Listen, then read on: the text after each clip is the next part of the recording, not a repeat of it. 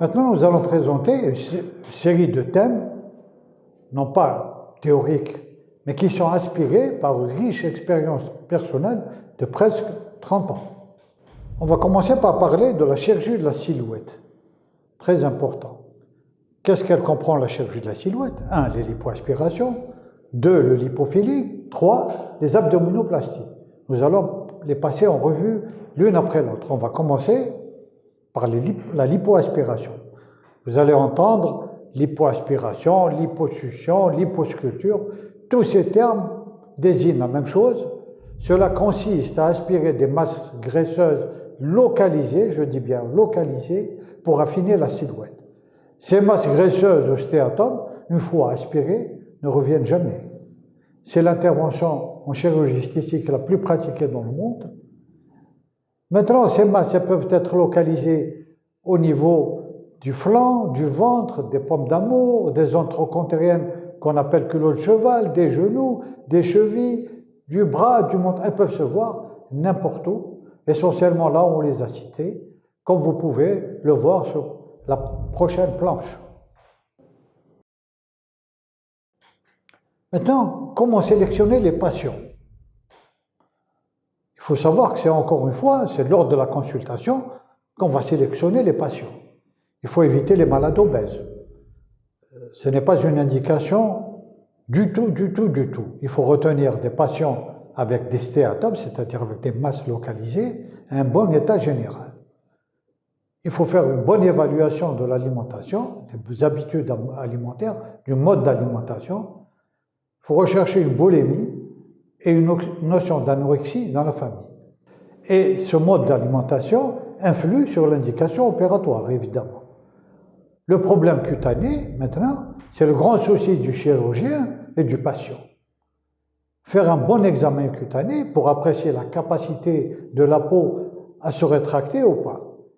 Il y a des petites techniques, et surtout, c'est avec l'expérience qu'on apprend quelle est la peau qui va se rétracter bien et celle qui va bien moins se rétracter. Il faut aussi rechercher les vergetures, l'aspect en peau d'orange, des irrégularités qui sont souvent source de déception après une lipoaspiration.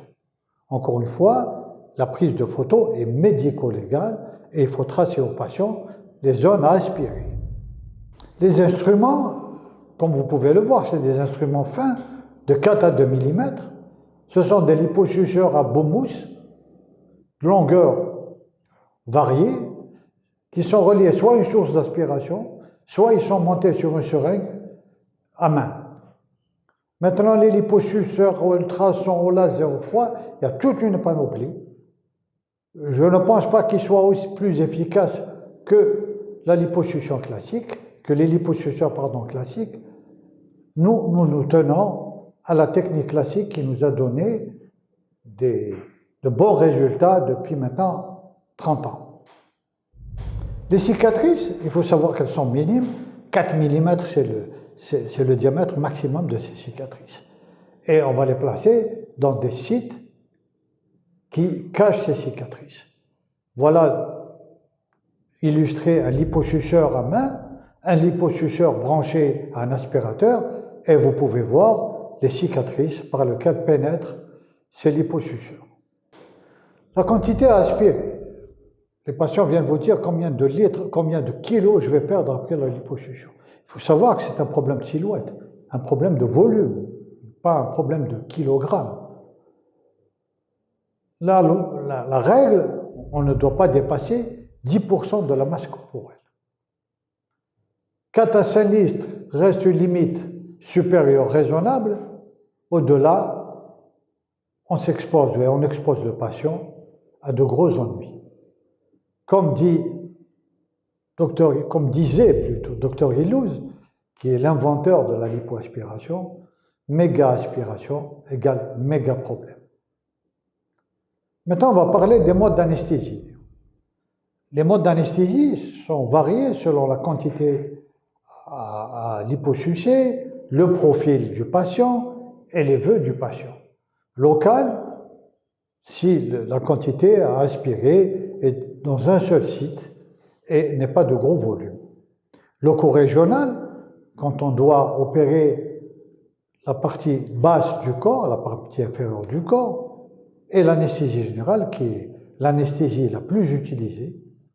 Il faut savoir qu'actuellement, l'anesthésie générale est très bien maîtrisée et qu'on peut faire des anesthésies assez longues sans aucun problème. Les suites opératoires, on va dire un mot sur les suites opératoires. La contention post-opératoire des zones à opérer doit se faire, ceci pour diminuer les œdèmes. Il faut savoir que l'intervention et la réanimation bien conduite, les suites sont très simples. Les douleurs, le patient vous dit que je vais avoir mal. Il y a plus une gêne que des douleurs et qui répondent très bien aux antalgiques courants, type paracétamol. Le lever, il doit se faire précocement. Quand la quantité aspirée n'est pas importante, on le lève l'après-midi et sans problème. Sinon, il faut attendre le lendemain matin, on le lève, on le fait marcher, il n'y a aucun souci. Et la sortie se fait dans les 24 heures. Maintenant, après l'œdème et les bleus, surtout au niveau des membres inférieurs, il faut savoir qu'il faut attendre, ils s'estompent à partir à peu près du 15e jour. La convalescence, c'est fonction de la quantité qu'on a aspirée d'abord, de l'état général du patient. Pour moi, personnellement, 5 à 8 jours sont des limites raisonnables. Que peut-on conclure de tout ce qu'on a dit? Il faut savoir que la lipoaspiration reste la voie la plus sûre pour se débarrasser de ces masses graisseuses rebelles. Et je vous remercie.